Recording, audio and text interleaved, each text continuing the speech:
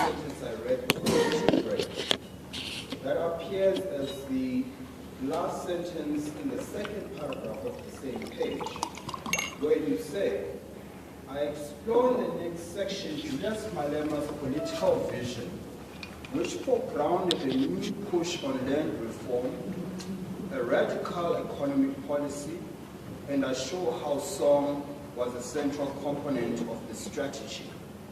If you could then perhaps give us a synopsis of what you mean by that. By the sentence you've just read out? Yes. Well, it's really just what it says. Yeah. How his use of the song and his tactics showed that he was trying to get somewhere different with land reform, which he felt had been neglected by the old regime, and that it was part of a radical economic policy which included a shift in how land was distributed. Yes.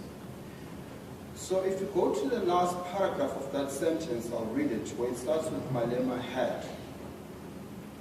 Malema had an intimate knowledge of how song worked within the political. An ANC activist from an early age and former SASCO leader. He was elected president of the ANC Youth League at the chaotic April 2008 National Conference at Mangaung. He became... Sorry, Mr. Kasiboto, I'm not with you. Which paragraph are you reading now? My apologies, Your Lordship. I'm at page 364, the very last paragraph that starts with the words Malema had. Okay, I found it. Thank you. I'll start afresh then, my Lord. Malema had an intimate knowledge of how song worked within the political. An ANC activist from an early age and former SASCO leader. He was elected president of the ANC Youth League at the chaotic April 2008 National Conference at Mangaung.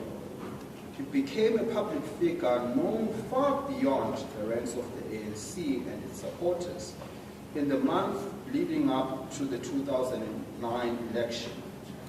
His populist tactics, which involved grabbing media headlines through alarming public statements, were unsettling yet intriguing. What was this young leader hoping to achieve? Certainly, it was publicity he sought, perhaps also notoriety. The defining, and this is the important part, the defining of a new type of rebellious political figure in an era of complacency and amnesia. Now I want you to focus on that last bit. The defining of a new type of rebellious political figure in an era of complacency and amnesia. What do you mean by that? I meant that he was trying to redefine what a politician might look like, particularly a politician that was trying to shake a particular direction. And when I talk about an era of complacency and amnesia, I mean an era in that part of the 2000s when people were settling down into exactly that. Or you might say the ruling elite were. Complacency, satisfied with things. And amnesia, forgetfulness, loss of memory, loss of the past. Yes. And it's interesting you should say that, because we've discussed earlier how, as part of his strategy, Mr. Malema also defines his own leadership. Does this fit into that idea? I think it does, yes. Yes. Now,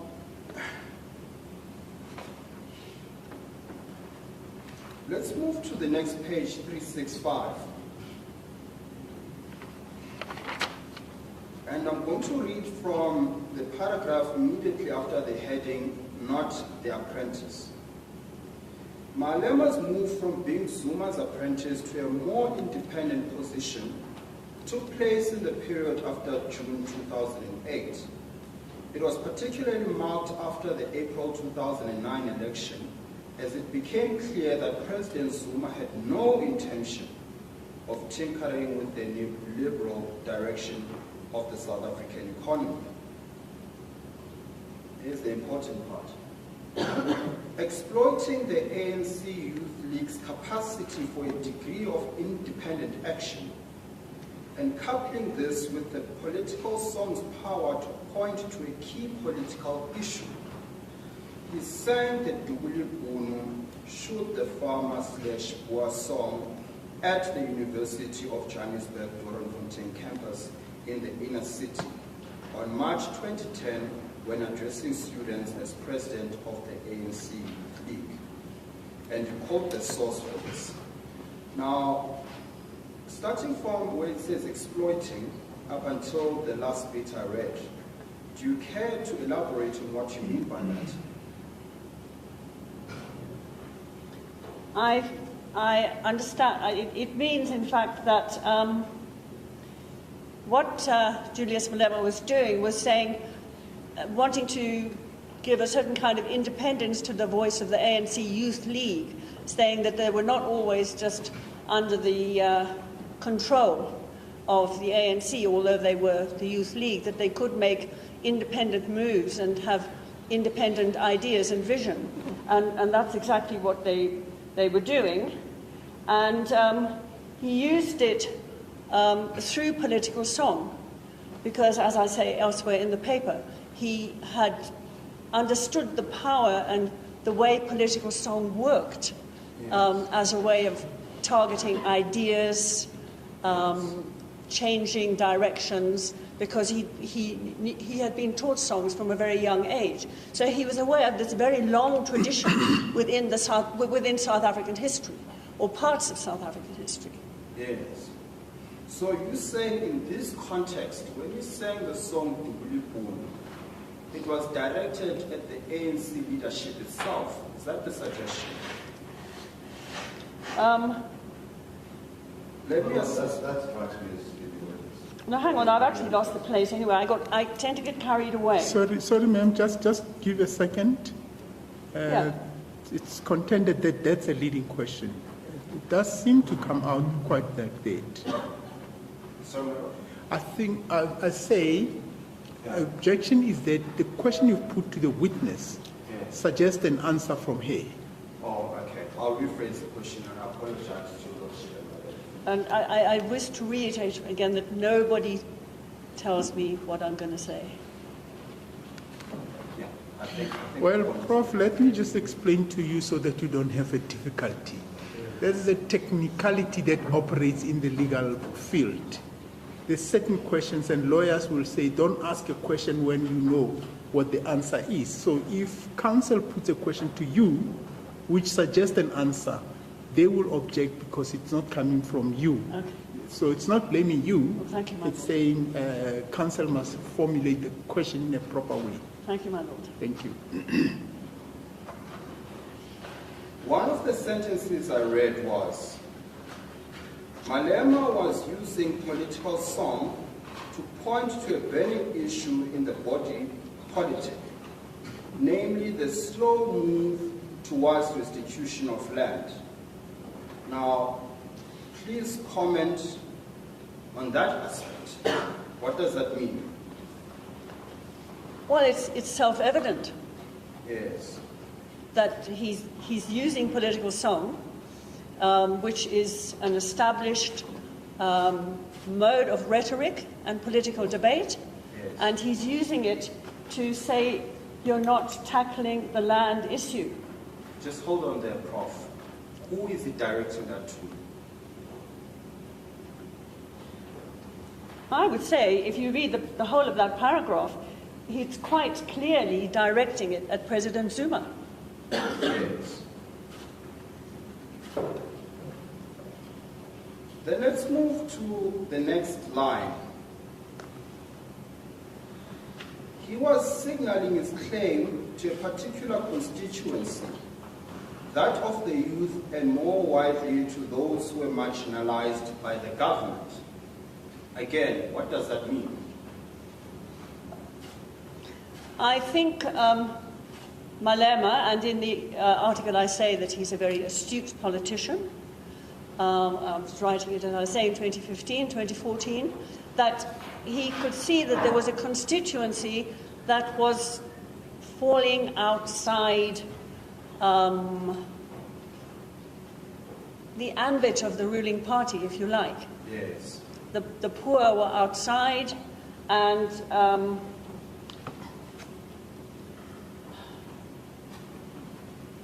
the marginalized, Yes. and the youth. Yes. So the last bit of that sentence, where it says, that of the youth and more widely to those who are marginalized by the government. Who's the government you're talking about? Jacob Zuma's government. Yes. Let's move to the next line. As Deborah James remarked in a recent book on land and restitution in South Africa, titled,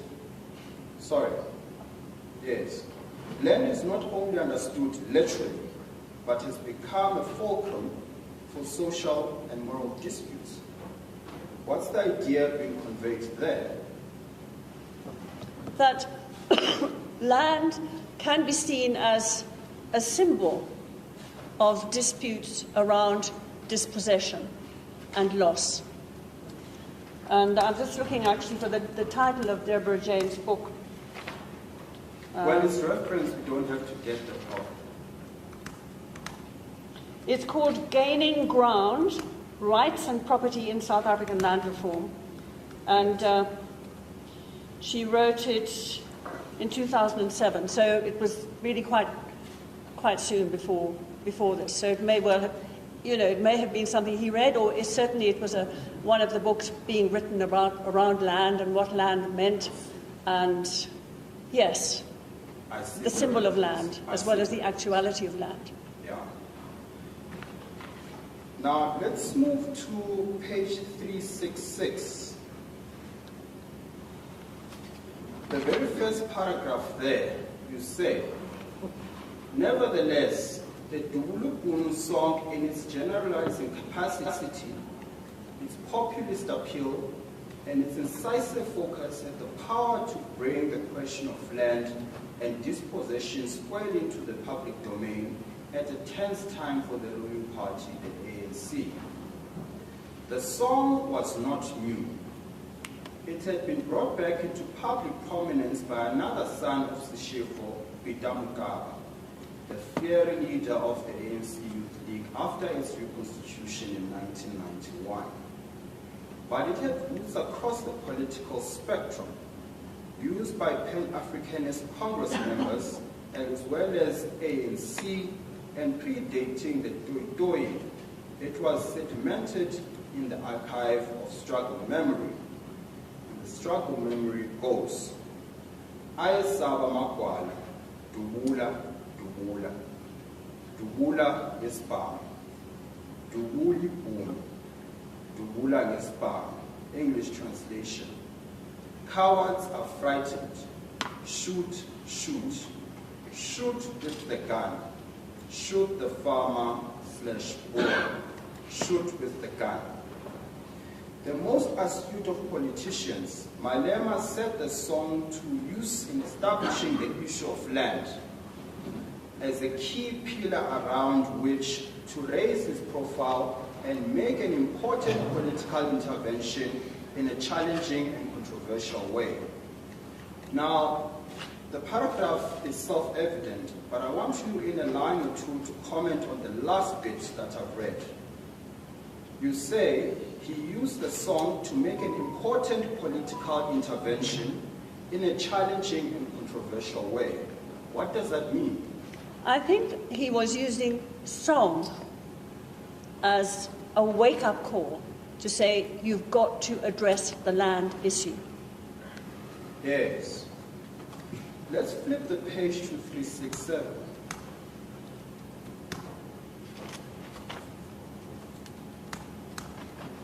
Now we've discussed the issue of the song Dubulibun. And then in the second sentence that appears at 367, starting with the words, it was in the present instance, it reads, it was in the present instance. So I beg your pardon, Mr. What part is that? It's page 367, my lord. And the second line, where the sentence starts with the words, it was in the present instance. 367. 367, the second line. First sentence. I found it, thank you.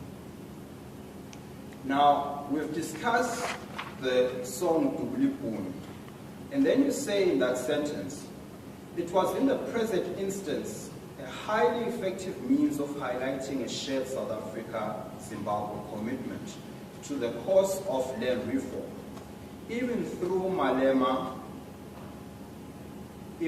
Malema was to remark later that the tactics used in Zimbabwe were not to be deplored, were to be deplored, my apologies. Now, what came before this is an outline of how Mr. Malema traveled to Zimbabwe. And what I've just read now is what happened, where the song was sung by the ZANU-PF members in the presence of Malema.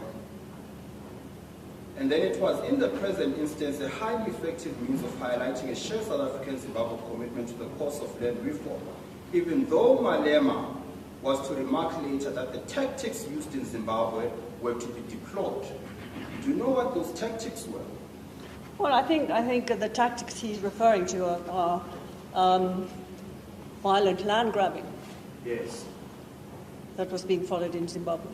Yes. So he says he was saying then that there is a shared commitment to land reform between Zimbabwe and South Africa. Yes. But in the TCR, which is the coming revolution, he deplores the tactics that Zimbabwe used.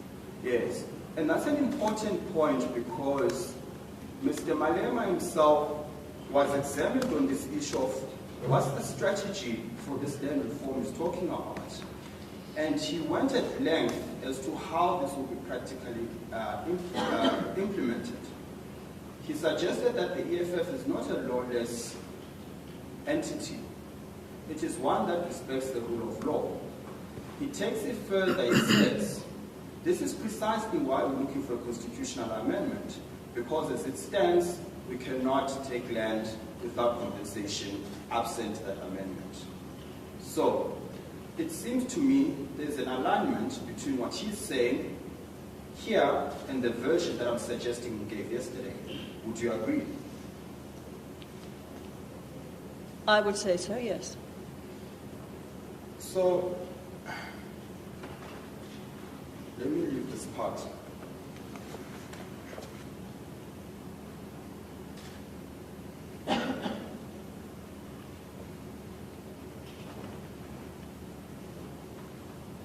Let's go to page 368.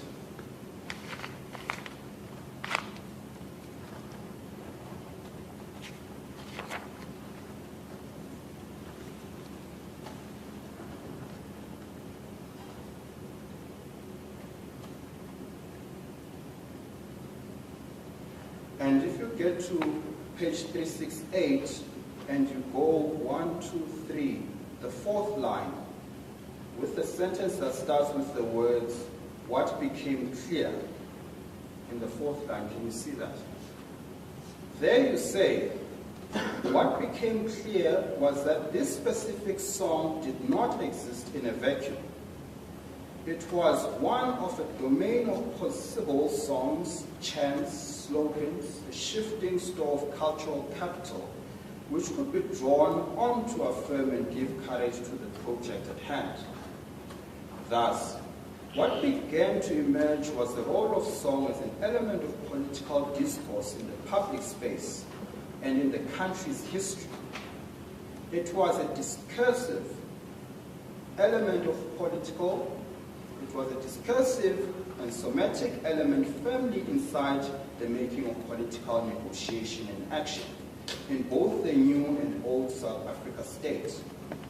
It was also part of what Mbembe has termed the aesthetics of power. Again, you've testified to this. I won't ask you to do it again, but I just want you to give a comment in a sentence or two relating to the last sentence, which is, it was also part of what Mbembe has termed the aesthetics of power. What does that mean? Well, what I would also like to emphasize is the sentence, what began to emerge was the role of song as an element of political discourse in the public space and the country's history. Yes. All right, so I think that's important. About the remark, it was also a part of what Mbembe, I mean Achille Mbembe, the political philosopher, what Mbembe has called the aesthetics of power. Mbembe has this idea that the state and people are locked in a sort of embrace of power, and they sort of talk to each other through that. That has been modified by somebody else, whom I also quote, who says that what you can also have is not this struggle between the people and the state, but you can have dialogue. You can have dialogue between people and state. So he modifies the Mbembe idea, which is in his book on the post-colony. Yes. Then let's move to the last paragraph. It's line from the bottom, line 1, 2, 3, 4, 5, 6, 7, 8 from the bottom. And it starts with the words, the use of song. It's the 8th line from the bottom, my lord. It starts with the words, the use of song. Still at page 368. 268. 368, my lord. I pick up at 368. The paragraph following from what you read starts with, not only was there body of song performed. Indeed so, your lordship. So if from that line, you go to the next paragraph, or you go to the next 4 lines down, from where you just read, my lord, you'll see the words, the use of song. Yes, I found it. Thank you. So you say there, Prof. Ghana, the use of song, and specifically of the Ayasaba Magwala, Dugulisbam, Dugula, was defended by luminaries of the struggle as part of its richest cultural capital.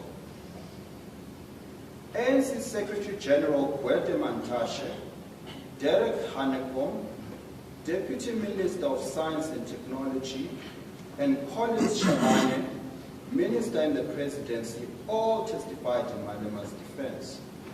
The poet Wali Mungane Subude spoke eloquently for the defense.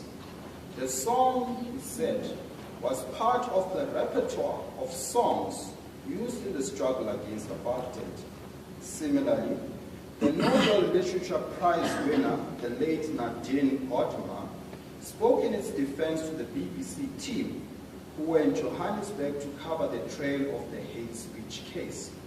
Her words were heard on BBC Radio 4's breakfast show, and the event was given global coverage by the BBC World Service. You confirm that? Page 369. First sentence. A key question was whether the song plus the repertoire and archive from which it came were items only of the past, or were they alive within the social and political imaginary of the South African present? Both views were set out. Surete emphasized its struggle provenance.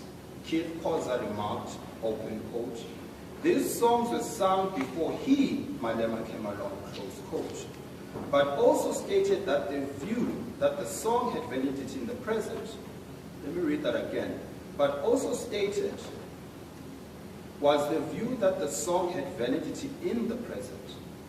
In early May report, City Press wrote, quote, Malema and ANC representatives, including the party's General Secretary Gwede Mantashe, told the court the lyrics were from a song from the struggle against apartheid. It was sung now as part of the ongoing battle against economic oppression. Close quote. Duwele was thus part of a new voicing of an oppositional position in dialogue with the state, and therefore a legitimacy in the political now. The same point was made in the article by Richard Peterhouse. Malema, he claimed, was appropriating the language of popular dissent and attempting to politicize the state of repression of the poor by saying, quote, "Amidst all this buffoonery, he is given a name to a truth that has until this moment been largely repressed in most of our elite publics. Will we ensure that democracy effectively confronts poverty, or will we allow a predatory elite to manipulate the impeccable and urgent moral claims of poverty to confront democracy?" Close quote. If you then move down on the next paragraph, line 1, 2, 3, 4, the fifth line that starts with the words, "on 16 August 2012. On 16 August 2012, the Marikana shootings took place. This was the Soweto moment of the post-apartheid era. Let's stop there. What are you saying there? Mr. Siboto, are you referring to the last sentence? Because you've read a lot. Yes, I did. Right. So, referring to the last sentence, I'm saying that Marikana seemed, in the hugeness of its impact, to be as important as the 1976 student uprising in causing a kind of rupture in things. Yes. By that, again, I'm drawing from what you've just said. By that, are you saying there's a parallel to be seen between what happened pre-democracy with the Soweto uprising and what happened post-democracy, which is what happened in Marikana? Are you saying there are parallels to be drawn there? Certainly. And then you continue. Malema, who, with his supporters, had earlier helped to reinstate the 20,000 rock drill operatives at Impala Platinum, was called on by the striking miners in the aftermath of the police shootings which killed 34 men. On 18 August, he was at Marikana, while President Zuma delayed and Deputy President Ramaphosa seemed implicated on the side of the authorities. You confirm that? I've written it, so yes, I do. Yes. The next paragraph, Song, Prophet, and the New Narrative. I end this paper by pointing to the ways in which political song continues to have a presence in the new post-nationalist narrative, which began formally with the Soweto launch on 27 June 2013 of the new political party, the EFF. Please comment on that. Well, I think it really, what I'm saying really goes to what comes next, because I take the picture by the artist Ayanda Mabulu, which was done of... Sorry, just hold on, Prof, yeah? if you don't mind. Then let's just go to that page, orientate us on the picture, and then we'll come back to your answer.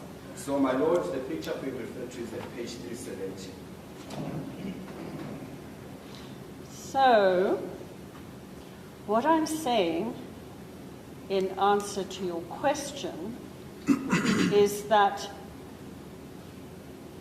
this last piece suggests, through analysis of this not terribly well-produced picture, I might say, in this article, Mabulu is suggesting that this is seeing Malema as a kind of prophet figure, because he's dressed in white, which is a Zionist prophet gown, and with his red cap on.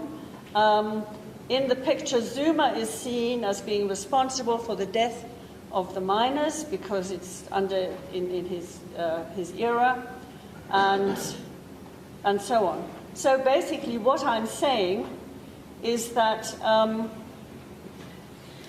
Sorry, I'm so sorry to interrupt. It's all right. What has struck me, yes. I mean, you can comment on it if you don't have an answer, you don't. Yeah. What strikes me is the two personalities that are depicted at the top left corner of that picture. Do you perhaps want to apply your mind to it and perhaps comment on what the idea is there? Top left? top left, the two figures at the top left of the picture.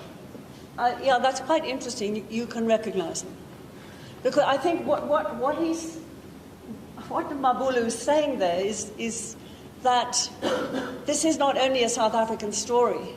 This is a story about global power, and maybe the Queen and Prince Charles are there as representatives of the old colonizing power in the country that are looking in shock and horror at what's happening because they're not sure what to do about it. Yes. So then let's go back to the answer that you were giving earlier. So just to refresh your memory, I read the sentence, I end this paper by pointing to the ways in which political song continues to have a presence in the new post-nationalist narrative, which began formally with the Soweto launch on 27 July 2013 of the new political party, the EFF. And I asked you to just give a general comment on that. Well, my Lord, we must remember that I wrote this paper in 2014. Yeah. And politics, as Harold Wilson says, a week is a long time in politics, and I think that's still relevant. I think this idea of the post-nationalist narrative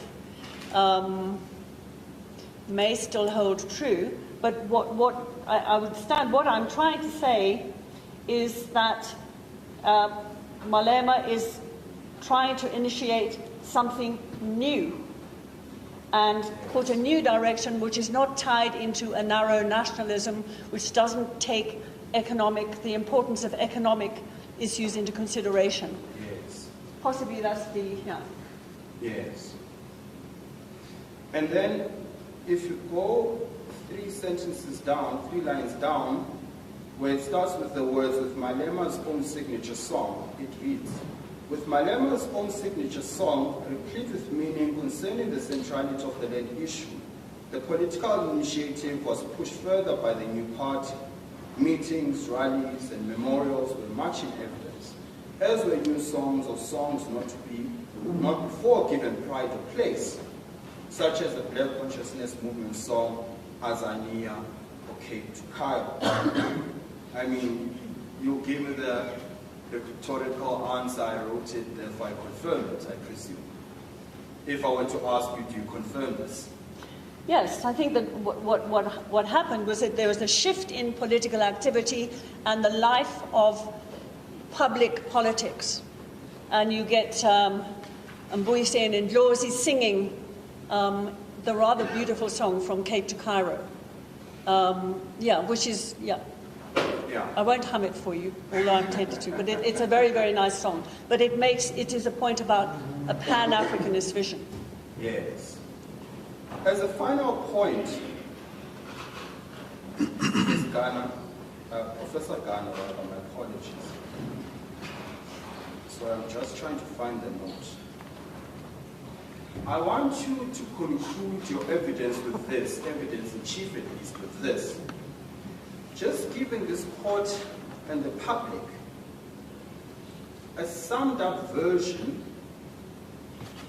of this article. Let me phrase it differently. I want you to sum up what your view is on the position of a political song / chant, even provocative ones, like Kill the Boer and Mshinwam in contemporary South Africa. That's the first question. But I'm going to ask both because they're interlinked. So what I'm asking you to sum up is this. The position of political song / chant, even the provocative ones like Kill the Boer and Mshinwam.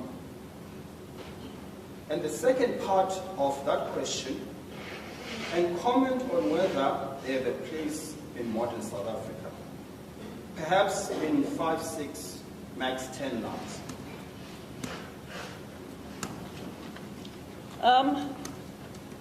But you did say you wanted me to sum up the version of the article as well. You don't want me to do that? Well, I mean, all right. I suppose the starting point and then deal specifically with these questions. So, okay, well, to sum up the article quickly, I'm saying that... So I understand you'll do it quickly, but at the time, please bear in mind that your lordship is taking notes. So if you could pace yourself as per his typing. Yes.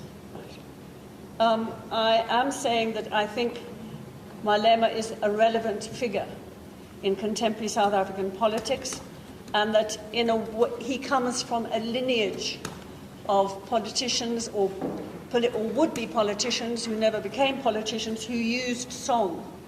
So he's following through the continuity of song within the political domain in an innovative way that we have to listen to and we have to take seriously.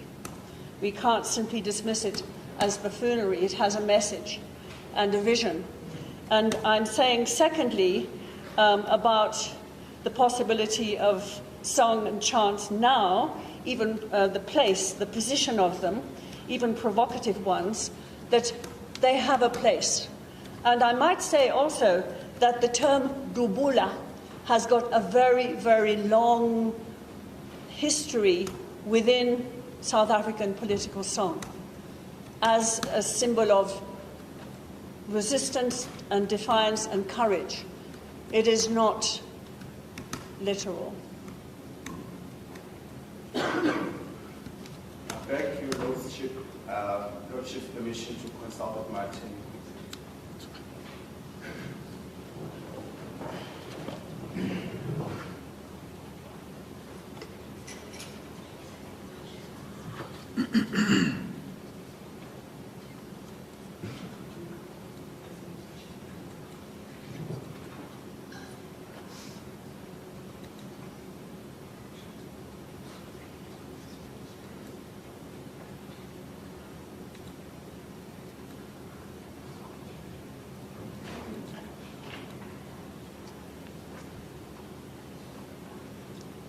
There will be no further questions for the witness. Thank you very much.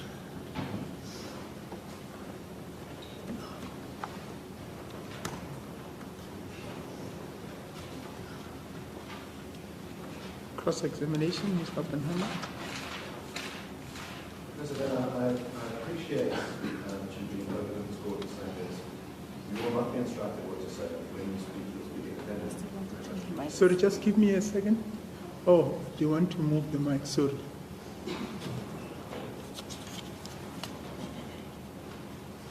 Do you want to move that one also?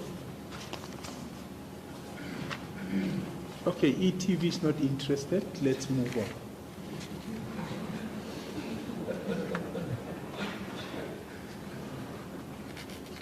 I understand in read your articles that a lot of the articles about showing the role of song in political life. Is that correct?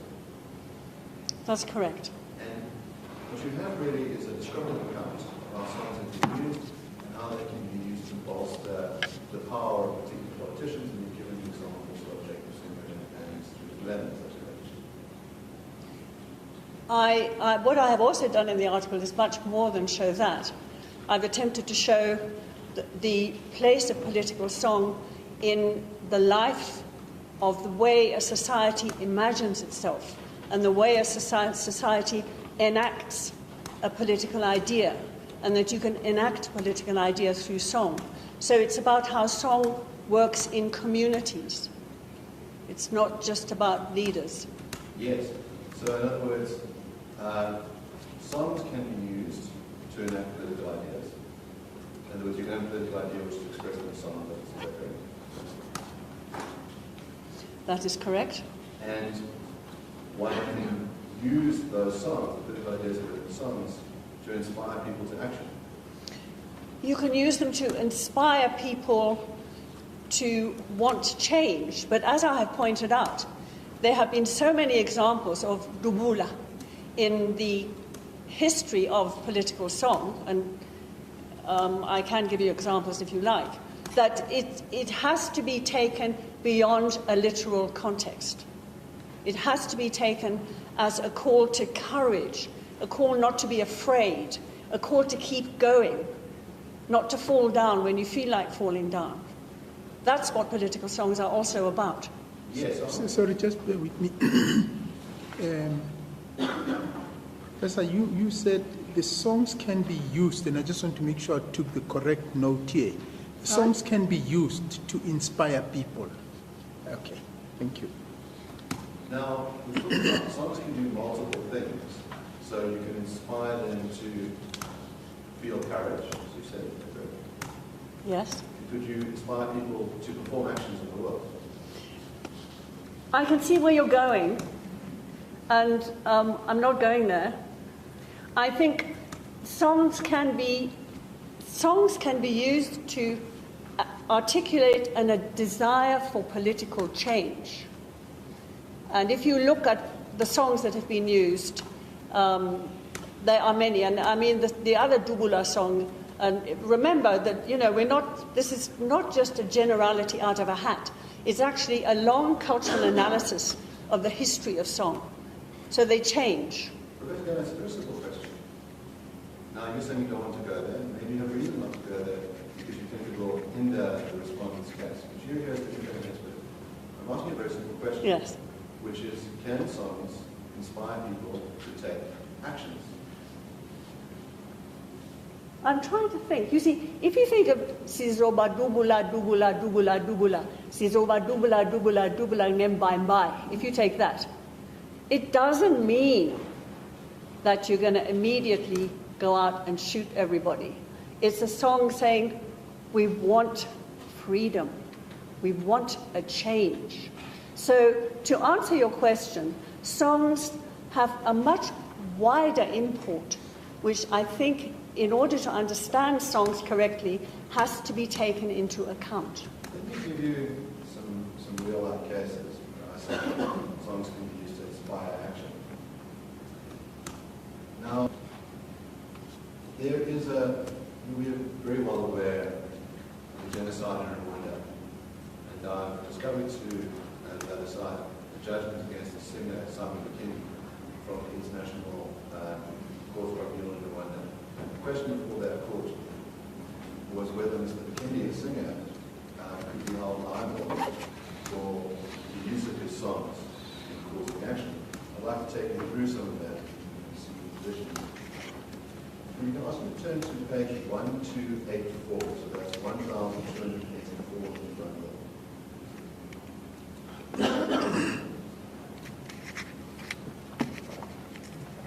1,200? 1,284. I don't think there is one. There seems to end at 497. Deployment of the songs. Yes. It should be there. I don't know if you've produced nothing. Okay, yeah. Okay, sorry. You want to enlarge it by removing tab at the left. Okay. So this is an extract from the judgment of the trial court. The question before the court whether Mr. McKinney could be held liable for acts of genocide and for use of songs. I'm going to read to you paragraph 258. Regarding the impact of the song played on the radio, prosecution expert Kahanga testified that songs are more effective in a culture with an old tradition. When expanded to radio broadcasts, consider the song a highly efficient tool of propaganda, in part due to the fact that radio plays an important role in Rwanda's old tradition. The defense expert testified that the radio broadcast throughout the entire territory would have a far more considerable impact than public performance. Would you accept that that is a reasonable proposition, that songs can be used as propaganda?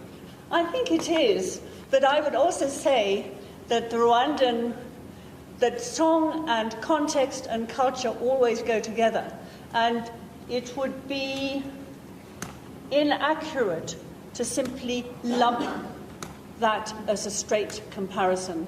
There are very many differences around radio, around the involvement of the MNRD and the government at the time, the consistent use of propaganda by certain radio stations, and Bikindi was a popular composer.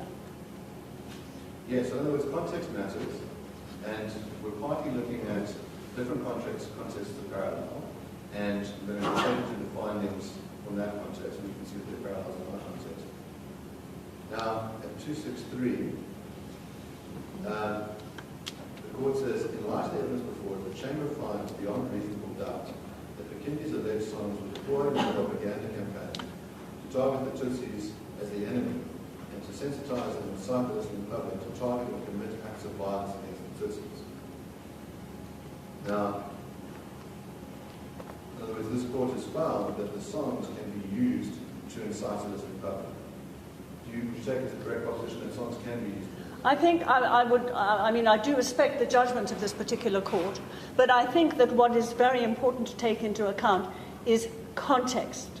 Now, if you think, if I may say, about Mr. Bikindi, and you obviously know an awful lot about him, far more than me, I'm sure, but he was also a member of Interahamwe, and Interahamwe was within Rwanda. It was a group that was vehemently anti-Tutsi. The government was anti-Tutsi. There's possible that there were a number of radio stations that were being published, funded. So there was a huge push. You could say that the whole government, if you like, was there, and there was this Interahamwe movement that Bikindi was related to. So to simply say as a general proposition that song can incite has then to be qualified by the context. Yes, in other words, Bikindi... So it has to be qualified by? Sorry? By the context. Context, yes. Bikindi wasn't just a singer, he was part of the political movement, is that correct? He was, but he was part of it. He was part of the... I'm not sure you obviously know more than this, but he was not a key player. Because he was, as you also know, I'm sure, he was convicted in the end, but he was not convicted on the song issue. He was convicted for his general role in the genocide, not for the import of the songs. He was convicted for words. I'll take you there later. He was convicted for saying things on the back of the car, kill the Tutsis. But the court goes into much detail about how his songs were used and what their impact was. Now, he said something really interesting, which is that he played a political role quite a long time ago. Now, that strikes me as an interesting parallel with Mr. Malema is not a professional singer, he's a professional politician, is that correct? He's a professional politician, yes. Yes, and when so politicians use these songs, they have, as you say, the platform, the stage, the cameras on them, that they'll take notice of. They're not just mere singers. I think, again, the parallels are unsubstantiatable. So do you think Mr. Malema doesn't have power? Doesn't have what? Doesn't have power, doesn't have access to the media. Of course, Malema has access to the media, but the media in South Africa is very, very different from the media in Rwanda. If you know, and you do know because you have the evidence there, that one of the main radio stations which was semi-public was the Radio Milmilin, RTLM, Radio Television Libre Milin, and that was pretty well founded as a propaganda station. So Simon Bikindi had a whole army of rhetoric behind him. So I think to draw a parallel is pretty dicey. Let me ask you this, in other words, what gives you the platform for your propaganda? On the one hand, could be a propaganda outlet, and the other one could be that if news picks up your propaganda and disseminates it. I think there's a difference between propaganda and policy. Bikindi comes across quite clearly as a man filled with hatred for the Tutsi. Malema has a policy of land reform, and he draws on a long tradition of South African song in order to articulate that. Professor Gallo, were you present in court yesterday? No. Did you watch Mr. Malema's testimony yesterday? No, I didn't actually. I was preparing for today. Yes. So you would then be unaware of some of the things that Mr. Malema said in court yesterday? Well, please inform me. I understand your answer. One of the things that was put to him, Mr. Malema, it's not covered in an article, said later, is he says, we're not calling for the slaughtering of white people, at least for now. And in cross-examination, I asked him whether he'd be willing to pledge to never call for the slaughtering of white people. And he refused to make that pledge. Now, I put it to you that in other words, this is not someone who merely trades in economic policy. This is someone who's consumed by hatred for people across their race. So, I think sorry, is outside the domain of what I'm meant to be talking about. In fairness to the witness... Well, let's just help the witness for going forward. Prof, whenever one of the counsel stands up, particularly your counsel, it means you can't continue answering the question until I've heard what the point is. So, you understand that? No, could you repeat it, my lord? You were about to answer a question. Counsel for the respondent stood up. What that means is that as a witness, you don't continue talking. Similarly, if the complainant's counsel stands up, you do not answer until I make a ruling. Thank you, my lord. Thank you. Yes, Mr. Kasiboto? My lord, in fairness to the witness, I would suggest that the question and the answer by Mr. Malema be given in full. It wasn't a strict, I refuse, it was qualified. That qualification was put to the witness. Yes, Mr. Oppenheimer? My Lord, there was no complication in court. The question put to him was, would you pledge to do this? And he said, first of all, he said, I would do it. And then I said, make the pledge now. And he said, I refuse. I don't know if my little friend wants to add anything else. Yes. That's my understanding also, Mr. Kasiboto. Your Lordship, it was a whole discussion. Mr. Malema said, this is the pain I've suffered. To which counsel for the complainant said, let's talk about the real pain. And then in response to that, he says, I will not apologize because black lives clearly don't matter what matters. This is in another section of the testimony. To say that this is the context for the pledge would be inaccurate. I'm putting forward the section of the pledge. I can't be asked to recite the many hours of Mr. Malema's testimony to the witness. I'm putting forward the precise question of the pledge. There were no qualifications to the pledge. Just give me 1 second.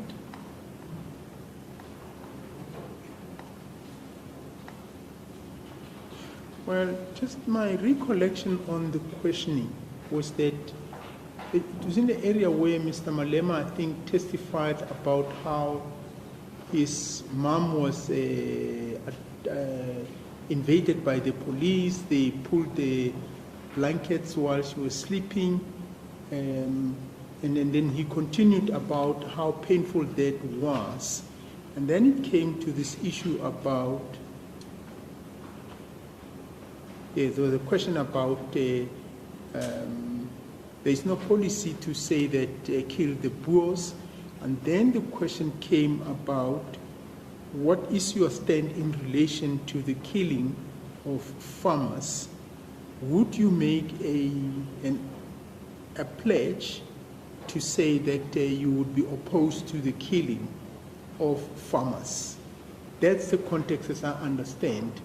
And I will therefore allow the question, Mr. Kasiboto.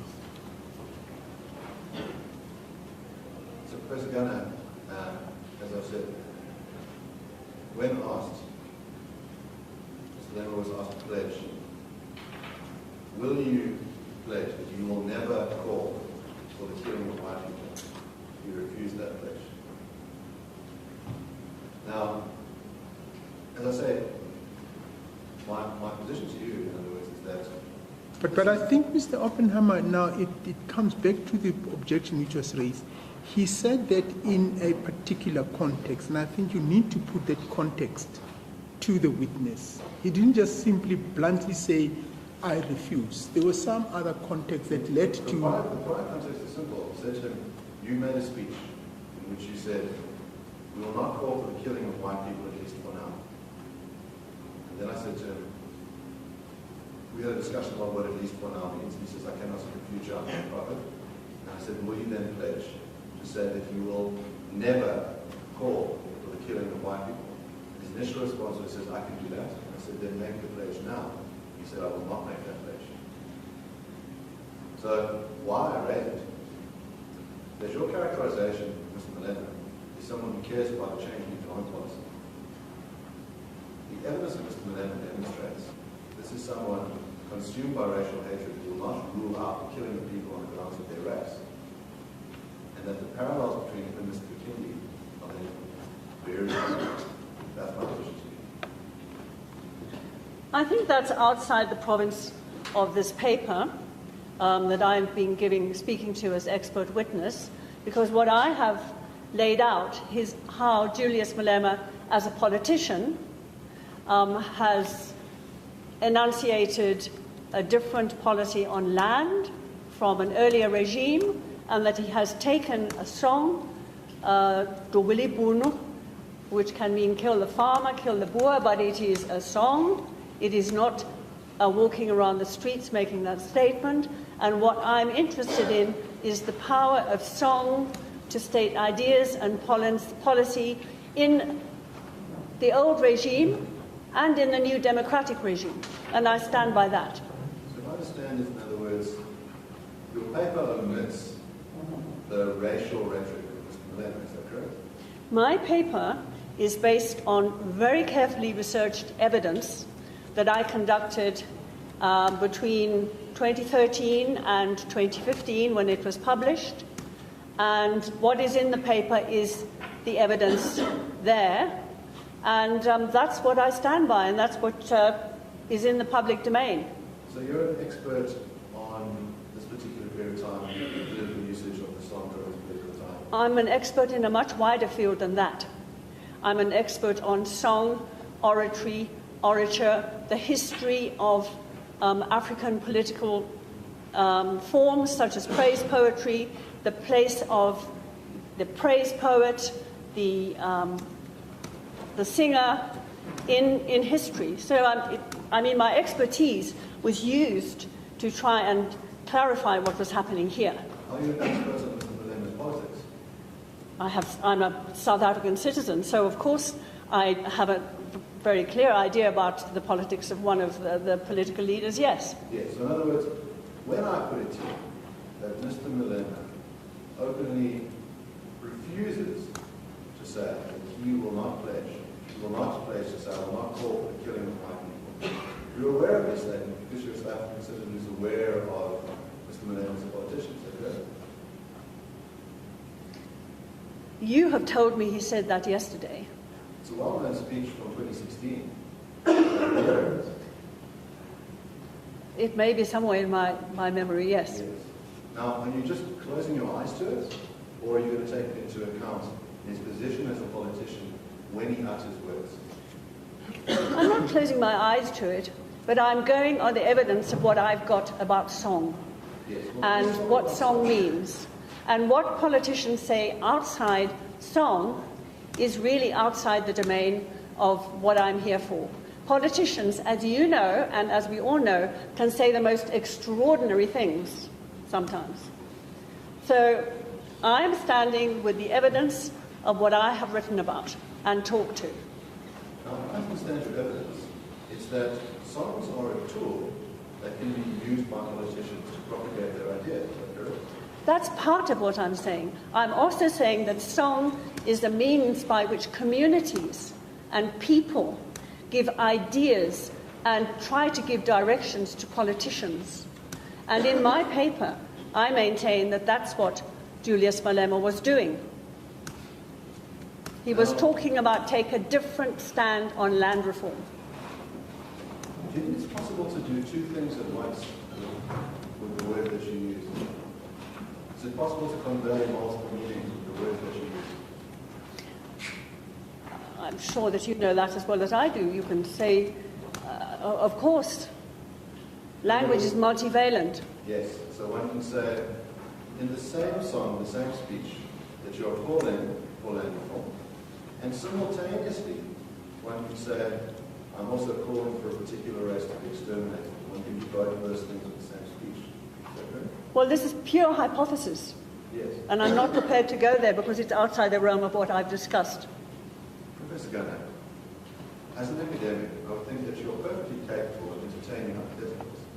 Now, I'm asking a simple hypothetical question, which is it possible, we can divorce ourselves from a particular song, is it possible to utter words or sing a song that simultaneously call for land reform on the one hand, and also call for the extermination of the race?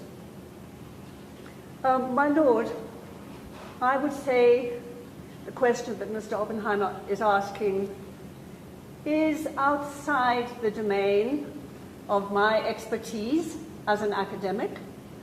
And I would say that my interest is in Mr. Malema's political use of song within the long tradition of song in the South African public and political domain.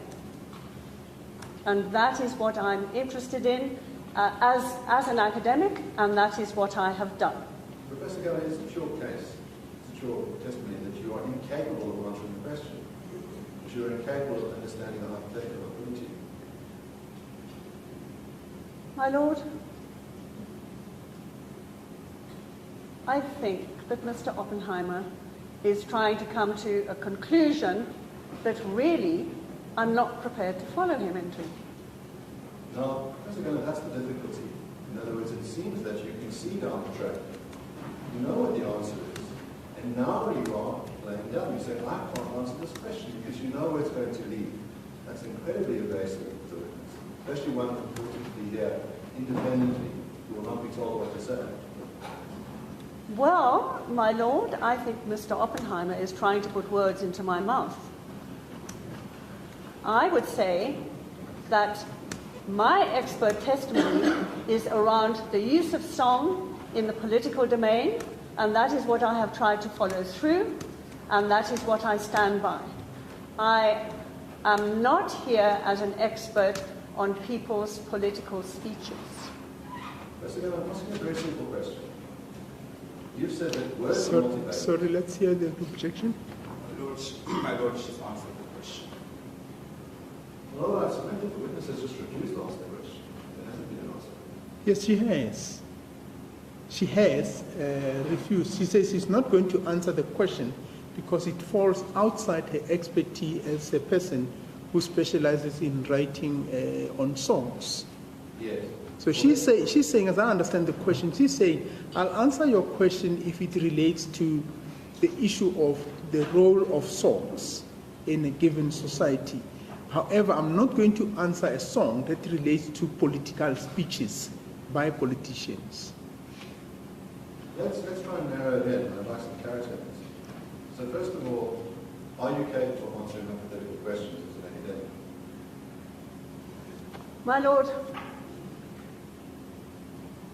I am, of course, capable of answering a wide range of questions. What is relevant is whether it is in the ambit of what my expertise is in this particular instance. Professor, the relevance of your testimony will be determined after your testimony is given. Now, I'm just asking a question as to whether you have the ability to answer hypothetical questions. You should answer yes or no. My Lord, I do have the ability to answer questions, but the point is whether the questions are germane to my field of academic knowledge and what I have got in front of me, which I have testified to. I think what's the important there, underlying there, is hypothetical questions. Pardon? I say, Mr. Oppenheimer underwritten that question with the word hypothetical questions. That's the question. And you saying, what's your answer on that? Well, a hypothetical question, you can ask me a hypothetical question, but then I would, yes, do ask me a hypothetical question. Okay. Now, as an academic, as you testified earlier that language is multivalent. You convey multiple meanings with one sentence when you convey two different things. Is that correct? Yes? Yes. Now, I'll give you a different case. Could one call for, let's say, legal reform in a particular area, and simultaneously call for all women to be exterminated? All women to be exterminated. Okay. In other words, let's say you have a phrase that calls for constitutional change of the rights of women, and that's calling for legal change, and then there's also a call to action, which is that particular people and women be exterminated. Is it possible to do that? Well, I think it would be complete madness. I'm asking if it's a good idea or a bad idea. I'm asking if it's possible to convey multiple meanings with the same. Well, that's not multiple meanings, that's two different statements. You want land reform, or you want legal reform, and you want the extermination of women. That's two different statements. I don't see that that's being language as multivalent. It's two different statements. So let's say we had a statement which was, we should drive women into the sea. That's the statement. Now, could that convey multiple meanings? My Lord, again, I go back to the question of language and song. And I would say you could certainly have a song about driving women into the sea, but that would not mean that you actually want to drive the women into the sea. So I think there's an important difference between song and simply making statements. So let me pin you down on that just is your case, in my understanding. You want to elevate songs so that songs are taken seriously, songs are not mere decoration.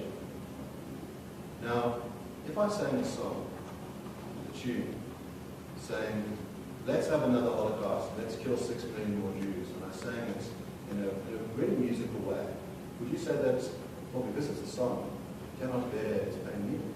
No, I would think you were taking my evidence completely out of context, because I'm talking about the way song has developed in a particular society, which happens to be our society, our democratic society, and the society before that, which was not democratic.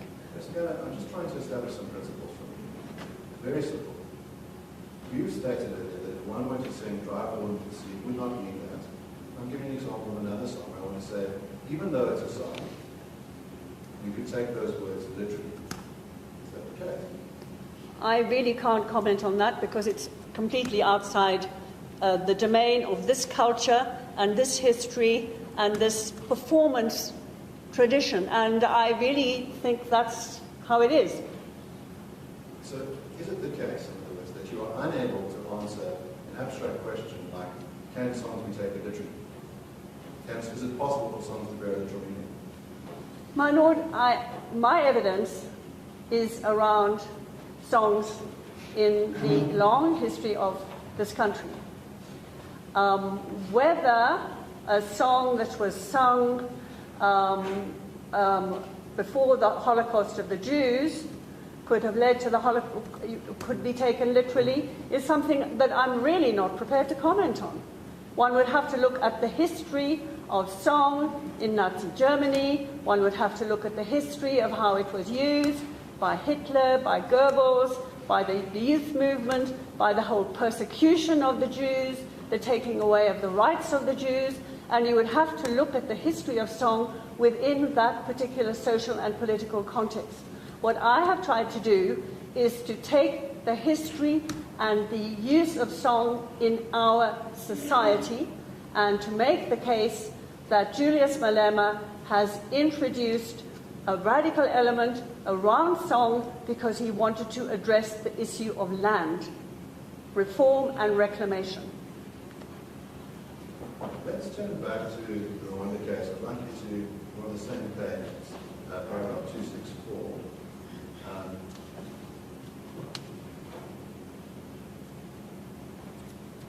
So, my Lord, it's 1286.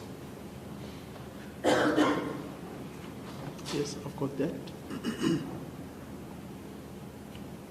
The other court in its conclusion, 264.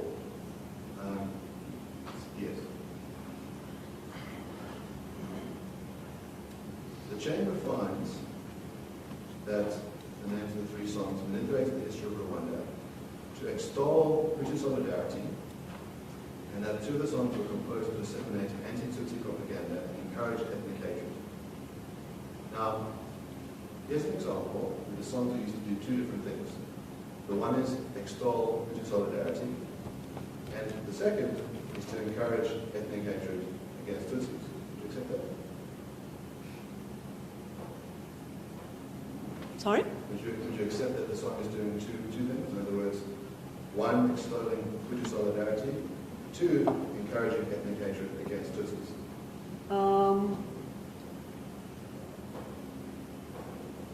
Ethnic hatred. Yes, I'm with you. And the second line says, extolling Hutu solidarity. Yeah, I think that's true. But again, I mean, this is another society and another time, my lord. And that would be how I view it. Yeah, I just want to try and get some abstract reasoning. You have a methodology that you use. So you say, I have focused on a particular context in South Africa. I'm looking at particular songs here.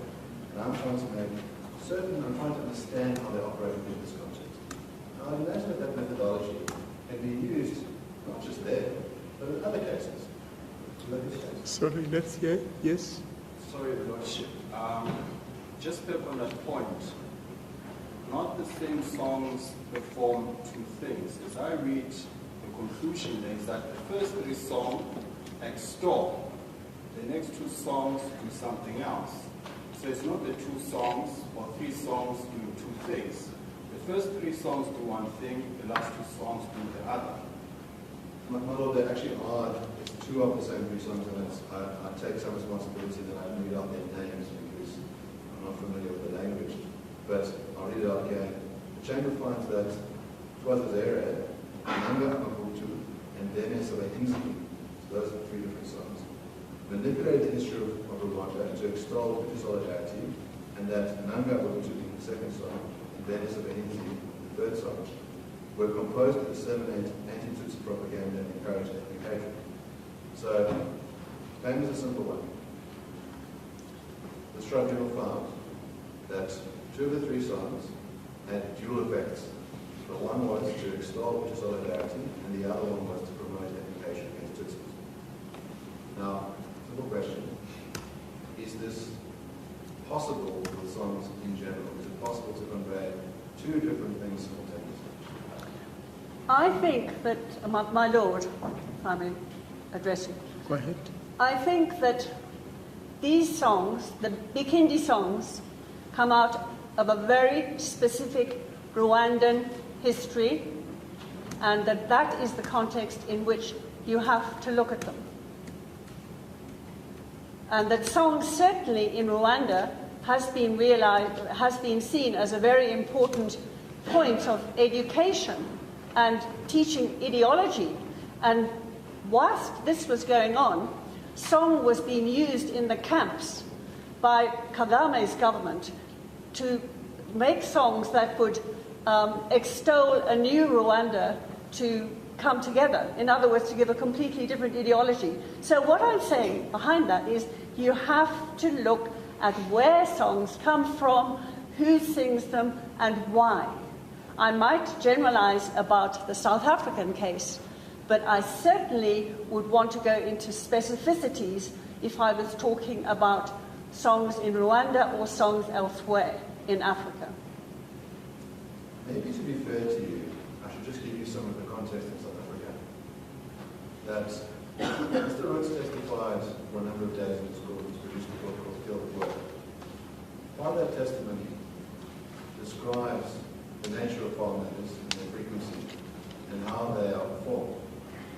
For many hours, when details about how people are tortured to death, one of the vivid cases that was given yesterday was of a mother and daughter who were tortured to death with glass bottles, that their genitalia were destroyed, and that the words "kill the Boer" were painted in blood. It's a crime scene. Now, I put it to you that the context that South Africans find themselves in at the moment is a bloody, torturous context. And that the songs, the chants used by Mr. Malema of "kill the Boer, kill the farmer, shoot to kill," draw parallels with actual reality on the ground. That in Rwanda you had people being slaughtered and killed, and you had songs encouraging this. That those parallels in South Africa are very close. My lord, I think the advocate is indulging in generalities. The contexts are very, very different. A song is a song. A song is a song. Could you explain that? A song states a case, says something, gives a command within a song. And in the case of South Africa, that has been the case. If you look at the Rwandan situation, it is a context which has to be looked at extremely carefully and with different lens, different eyes. And the fact that a farm murder has been committed cannot relate back to a particular song. Is it within your expertise to say that when a song is sung in South Africa, murders are committed, that it cannot be related?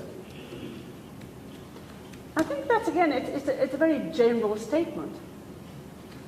A murder can be committed anywhere. It doesn't mean that the song, which was sung, as I have tried to indicate at great length, a song that comes from a long and articulate tradition of struggle songs, is used. The fact that there may then be terrible farm murders is not a necessary consequence of the song being sung. Is it a possible consequence?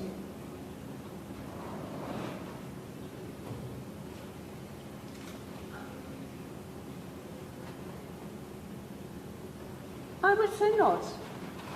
Your testimony is that it is absolutely impossible for a song sung in the South African context calling for the killing of boys, say shoot to kill, that it is impossible for that to have any real world effects.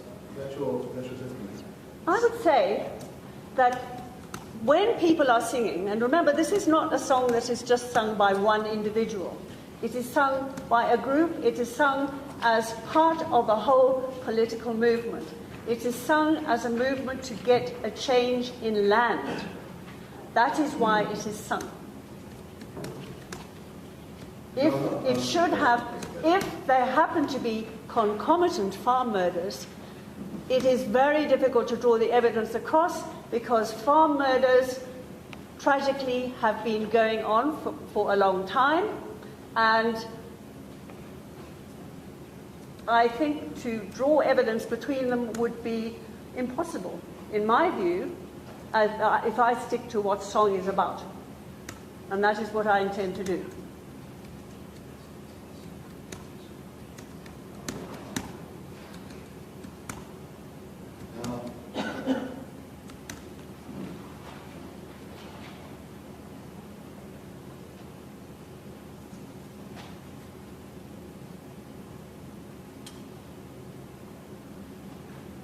I'd like to give you a case.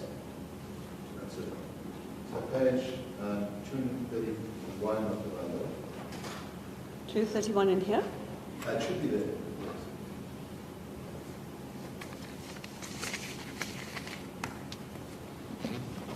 So page 194 of the book. 231? Yes, 231. The bottom paragraph says, on 22 August 1992, I'll wait for you. Yes. On 22 August 1992, Godfrey Frederick Lance Hewer was murdered in front of his wife, Minnie, on their farm near Brains, Natal. The killer was a 28-year-old man named Tukuku, a Rossi special firearm, ammunition, and a suitcase containing about $1,000 in cash.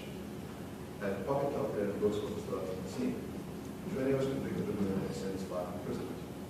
He would later testify to the Freedom and Reconciliation Commission that the only reason he had committed that murder was because he had been influenced by the ANC's chanting of kill the boy, kill the father. He continued, I could have killed any other white man I came across at the time. My frustrations were directed to white men because they had put in my name. Now, I put it to you that here is a real case. Someone says, I was influenced by those words, and I want to kill someone because of those words. Your prior testimony was that this is impossible. I put it to you that your position is impossible. My Lord, this evidence is, as it is in this book by Mr. Roots, is it? One must presume that this is the case. But I would say that one certainly cannot make a generalization from that. and that the role of song, as I have stated and will continue to state, has a place in the public domain, in the political life of a democracy where change is to be brought about and done in a democratic way. Now, in other words, it's a chill case, I can say. So first of all, do you concede that it is possible for a song or these particular words, the word to kill, can influence someone to commit an act of murder? Clearly, in this case that you are directing me to, it seems to have been so. It was so. That was the evidence that was given. But I think to deduct any kind of generalized statement from that would not be good. Now, the question I put to you was, is it possible for these songs to cause the song to excite? You concede there is that possibility? What I'm really... in general are different. No, I intend to stick to my argument that a song is a song. It is used in the political domain. It has a place in a political democracy, and that is what Kill the Boer is. And the fact that, as I have tried to show through my testimony, that the language used has a long tradition of rhetoric, and it has a long tradition of making sometimes very difficult points in the public domain about land. The fact that the words "dobeleboon" are used is part of a song. It is not an injunction to kill. Some of the other testimonies that you were present for in court, someone, Duncan Prinsloo, a person who survived a bomb attack, he was shot in the spine, his wife was killed in front of him, and he was put to him, he was asked, how does he feel when he hears these songs being sung? He says it has a re-traumatizing effect. When he hears these songs being sung, it reminds him of that day that his wife was murdered, that he lost the ability to walk. Now, sorry? So, Yes. my Lord, just for completeness, again, the witness was not in present in court. With your Lord's permission, if we could just give context to the proposition that I provided a friend. What preceded the entirety of what my own friend is saying is firstly a concession on the part of the witness in question that there was no evidence that the singing of the song led to his attack and the murder of his wife. So there is no connection, causal link between the song and the version that's given by my little friend, just for purpose of context. well, what my little friend knows is a two-part test for hate speech. First is, do the words propagate hatred against a particular group, race, etc. And then it must either incite harm against that group, or that the words themselves cause harm. And I've also interpreted those words to mean psychological harm or emotional harm of a serious nature. I'm doing the latter category. Now, the evidence, was the principle, is that when he hears these songs, it re-traumatizes him, causes this deep pain, brings back the memory of that day when his wife was killed in front of him. Now, would you accept that songs can have that capacity, that they can have that traumatizing effect on people? I think that what we need to remember is that the song Kill the Boer has to be seen in the context of the political domain. Someone may well be traumatized by the song, but let us remember that many of the people who sing the song are singing it because they want a juster society. They want land distribution. They want a place when they haven't got one. We must remember that that is the cardinal point of the song. Song, of course people can be traumatized by hearing a particular song, but I don't think that that means that this particular song can be seen but anything but a statement of desire for the change of land ownership at present in this country. And also that it was used by Malema and had been used before him because he did not introduce it. It was used by Malema to make the point that the land issue has not properly been tackled. Professor Gunnar, then let's just get clarity in your statement. It seems that the song can have two effects based on your testimony. The one is that it can be a call for land reform, and simultaneously that it can traumatize people who listen to that song. Is that correct? You have, Mr. Oppenheimer, my lord, has given evidence of one man who was traumatized by the song Kill the Boer.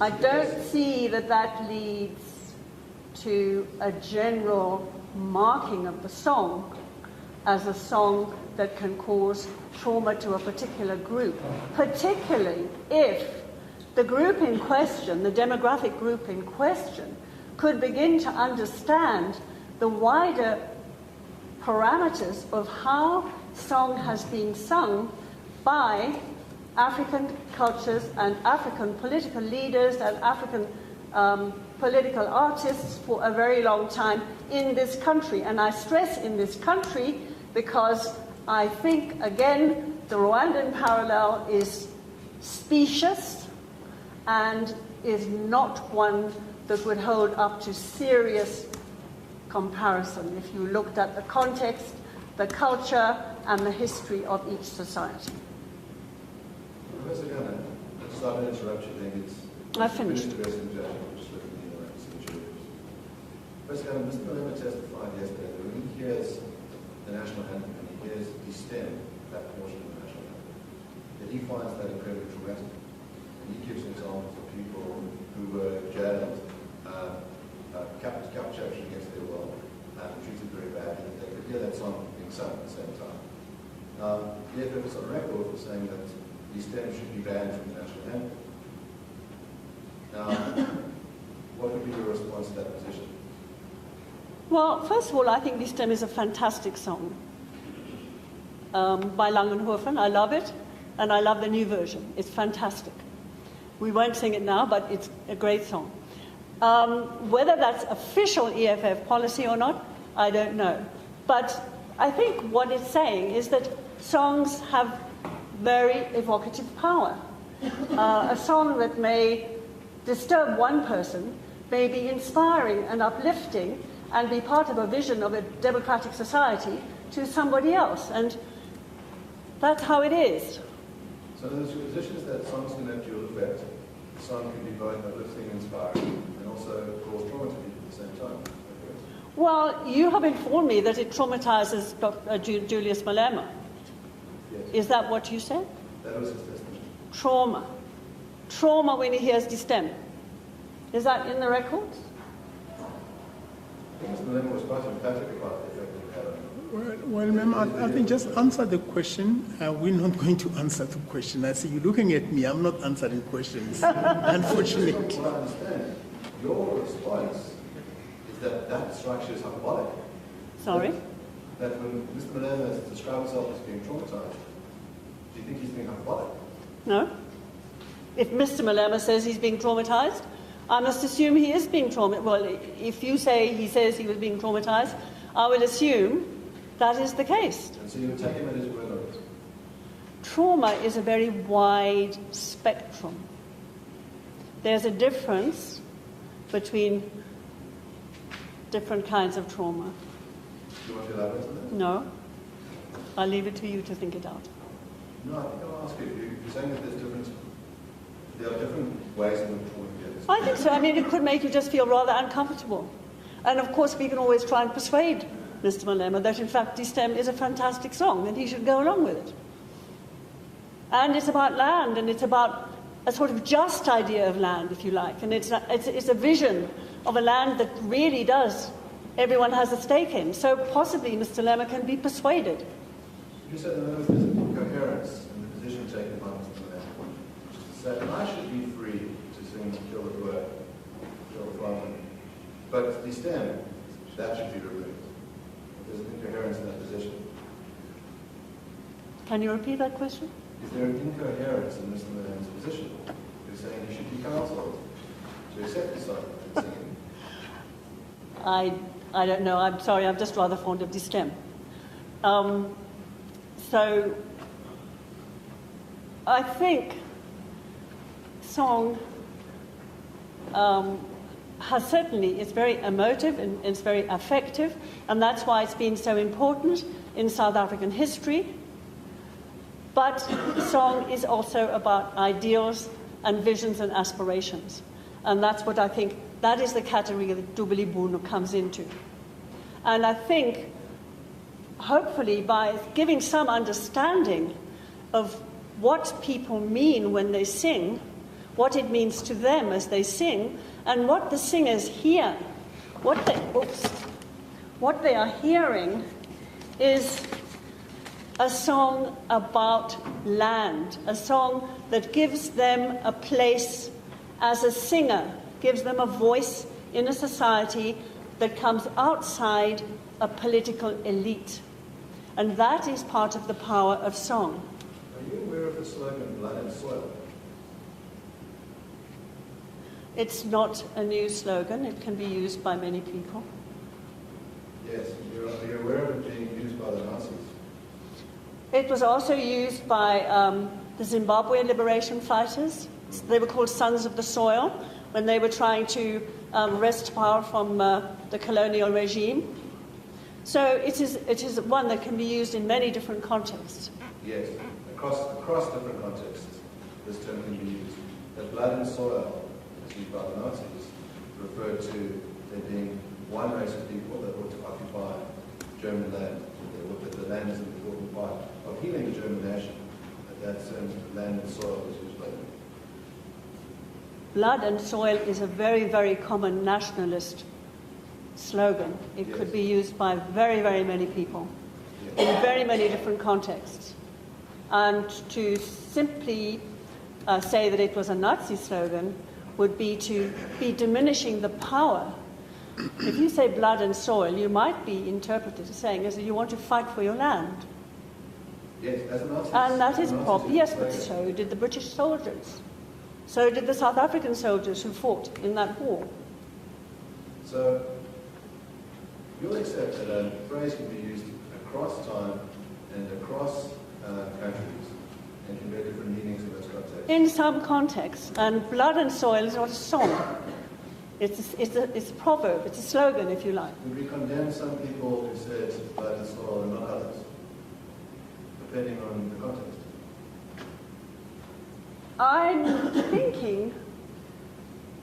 I think that's not a question that relates to my expertise again.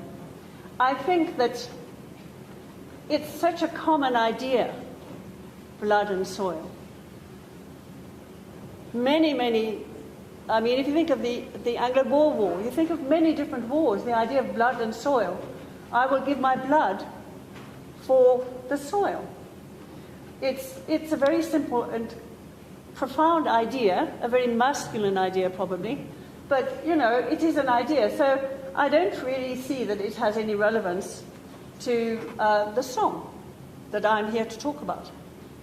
Just to get a position on what you think songs do, what I understand you said, songs are meant to be a decoration, is that correct? We're talking about the South African context because that's very, very important. Let's constrain ourselves to that context. Well, that is what my article was about, and that is what I've been trying to give the court some sense of, because I think song has been misinterpreted. I think song has been not recognized as important enough by some elements of even the ANC and the new dispensation.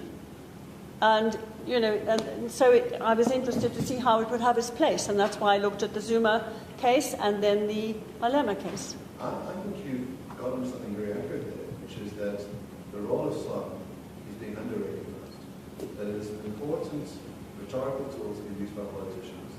And as you said, it can have this power of agitation, it can stir people up, and that it can be used to call for change to the system. And I would just say one step further, that you can call people to action or something. I think that is not what I will say that is not something that I would agree with. It can call you to action to perhaps be a member of a political party because you heard the song. But if a song is a song, it is not the same as a command. And that is what I would stick with. I'd like to talk about something else. One of friends played a video which loosely translates as to Tambo must call on Botha to free Mandela. And we justified that that song could be, you could change the lyrics, and you could have three different protagonists in that song. Is that correct? I did say that because songs change. Yes.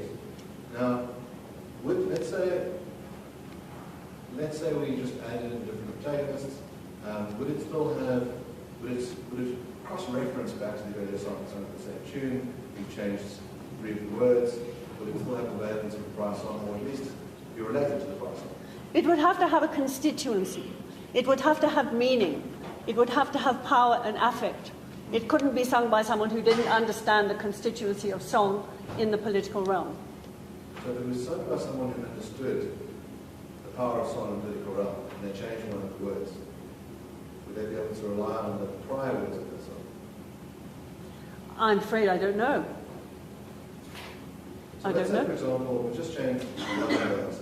So, Tambo, please call on the clerk to release Mandela. We've just changed Botha to the clerk. We sing the song the same crowd, same tune. Is it entirely new song or is it the same song?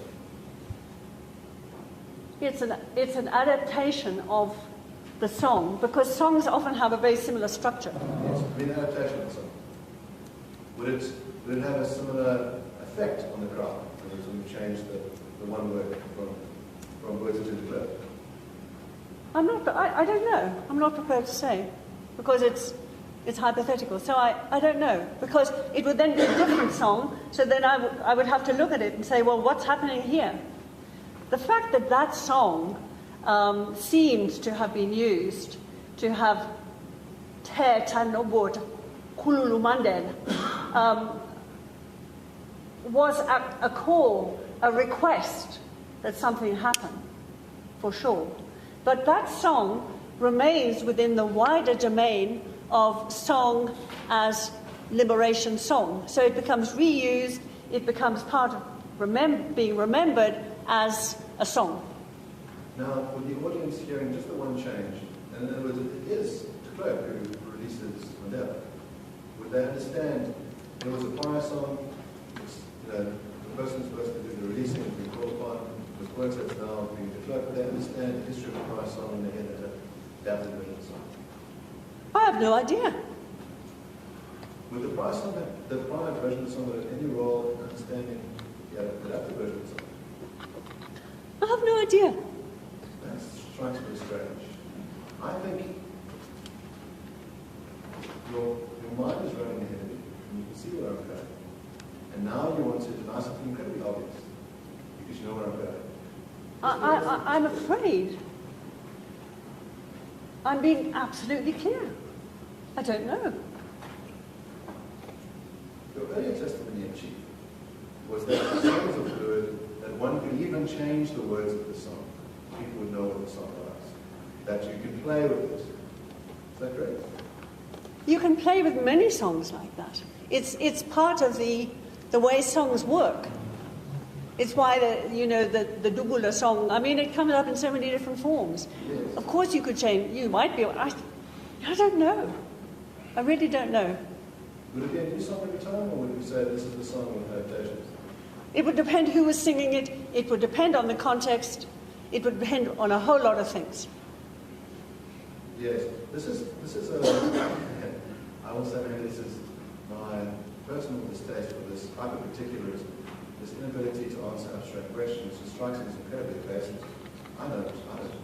I'll give you an example that Mr. Levin took yesterday. I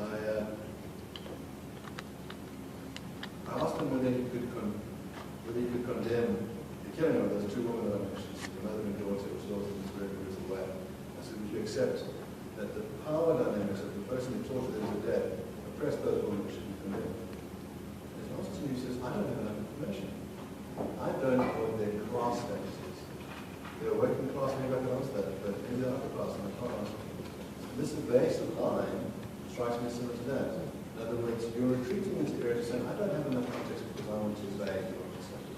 that's the tactic that you use. What Mr. Malema says on that is not my business. It's not what I'm here for. I'm pointing out that you use a tactic, which is to say, I don't know enough, and so I can't answer. But in other areas, you're very happy to answer. So it's an evasive strategy, and it's... I contend, my lord, that this is absolutely not the case. I'm an expert on song. And that's what I'm here for. And that's what I've tried to do at great length. Well, I'm specifically asking you about your expertise about songs. And I'm asking you, if we change one word in a song, what effect that has? And suddenly you say, I need more context than I couldn't possibly answer. I mean, this is just beyond me. This again strikes me incredibly aggressive. I'm asking you about your particular expertise, about something that you testified on an hour ago. Well, it could go in so many directions. It could be, let me just say, and remember that the song Dubili Bunu could well be used in 20 years' time when there is a different land. It could be used by anybody, but it's still a song. It's still a song about land reclamation. A word could change. Possibly the word Ibunu could change to something else. Something like Iskwili, for instance. The wealthy, or the wealthy farm owners. You know, songs change. What I'm saying is that songs, even if they change, are a vehicle to make a point and to, you know, to make a point in the political domain.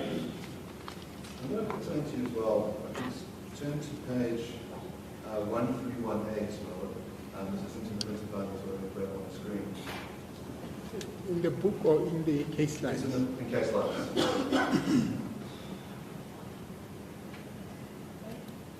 1318. We turn to paragraph 386.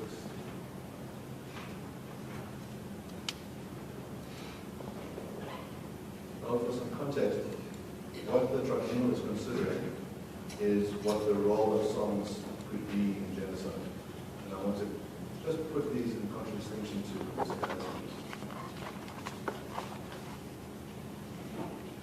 386. Stated, the Chamber will therefore consider whether and how hate speech can constitute the crimes of direct public incitement to commit genocide and prosecutions of crime against humanity. The Chamber notes that under certain circumstances, a song or speech could be considered participation in crime, such as genocide or murder, through aiding or abetting, inciting, or even ordering the crime for evidence of conspiracy to commit genocide. Now, here what the tribunal says is that under certain conditions, songs can be used in that manner. Would you accept that that is true? I think clearly in the Rwandan case, this was so. Yes. The court goes on and 389 says, depending on the nature of the message conveyed and the circumstances, the Chamber does not exclude the possibility that songs may constitute direct and public incitements to commit genocide. I think, again, I'm going back to my ground, which is what I've been examining here and what I've done my work on.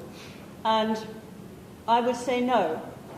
If you take a generality, if you look at what happened in Rwanda, if you look at the number of people who were singing, if you look at the radio, if you look at the propaganda from the government of Habyarimana, then it becomes, again, a wider context.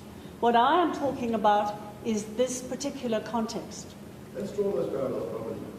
You're saying, in other words, let's just say, when this court, in these particular circumstances, ruling everyone, you accept the truth of that statement. The statement was, depending on the nature of the message conveyed and the circumstances, you've got those caveats. The Chamber does not exclude the possibility that songs may constitute direct and public incitement to genocide. So there's the sub-caveats, you've got the context. Would you accept that statement? I don't accept that about song in the cases I've been looking at, no. No, I'm asking about this. We'll do parallel. No. I mean, certainly the Rwandan case. That was one of the things. But no, that has no relevance to the case, to my articles. I just want to do as you say, you're only here. Let's just stick to this one. I'll say it again. The court finds, depending on the nature of the message conveyed and the circumstances, the chamber does not exclude the possibility that songs may constitute direct and public incitement to commit genocide. This is the in Rwanda. In Rwanda. In that particular case. So we won't move to our context yet, just in this context. In the Rwandan case, that seemed to have been so. Yes. And then in paragraph 395, following page, Gabriel says, finally, depending on the message conveyed in the context, the chamber does not exclude the possibility that songs may constitute persecution as a crime against humanity.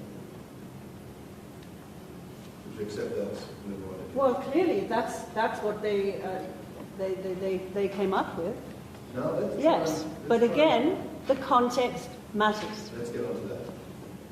Now, context in the Rwanda is that you had a richer group. A what? A richer group, a wealthier group, in the form of the Testifies, who had minority rule in Rwanda and were viewed as oppressors of the Hutus. Do you accept that's the case?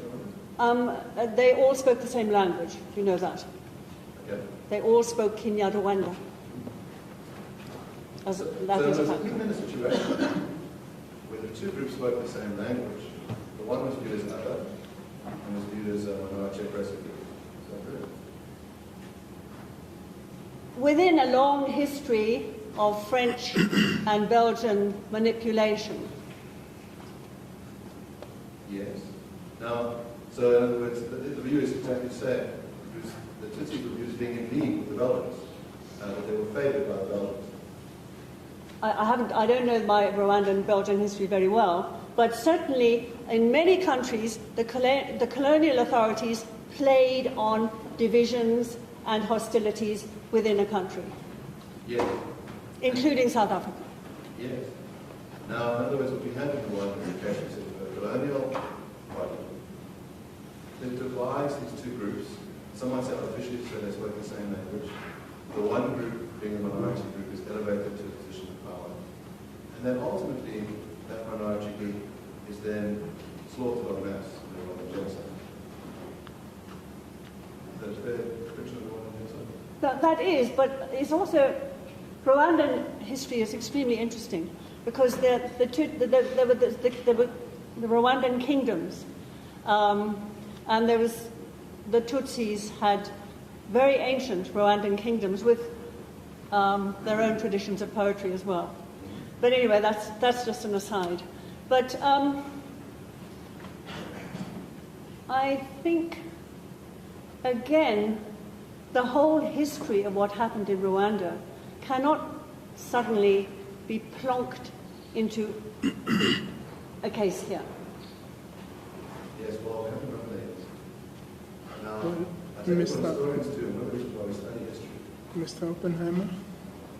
Yes, my lord, I see we have gone quite far into the night. Yes. Might be a good time to finish. Yes, thank you very much. Now, how much time do we need to take? Should we take a slightly shorter one and come back in 45 minutes? Okay. Thank you, ma'am. We're going to take a break.